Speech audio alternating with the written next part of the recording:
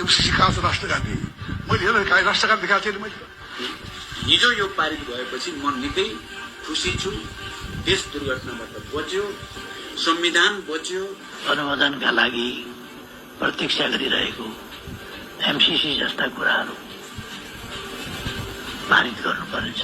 फेरि पनि म यहाँ भन्न चाहन्छु, यो एमसीसी सहमतिबाट अब हामी पछाडि हट्दाखेरि ठुलो एउटा सङ्कट हामीसँग आइपर्दैछ। राष्ट्रघाती भनिएको छ, स्वाधीनता तलमाथि यो सम्झौताको कारणले गर्दा हुन्छ भनिएको छ।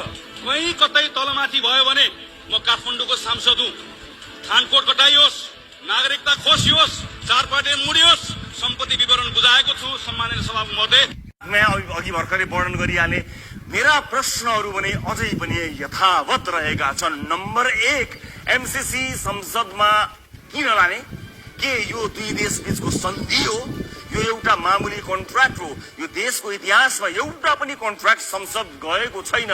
यसलाई संसदमा लानु किन पर्यो?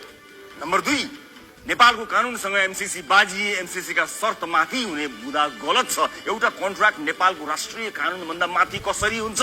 नम्बर 3, आयोजनाको निर्माण सकिएपछि आयोजना हस्तान्तरण गरेर जानुको साटो अमेरिका अनन्तकालसम्म किन बस्न चाहन्छ? नम्बर 4, नेपालको आर्थिक, सामाजिक, राजनीतिक मामिलामा चासो राख्ने टन्नै शर्तहरू एउटा विकास आयोजनाको कन्ट्र्याक्टमा किन जरुरी छ?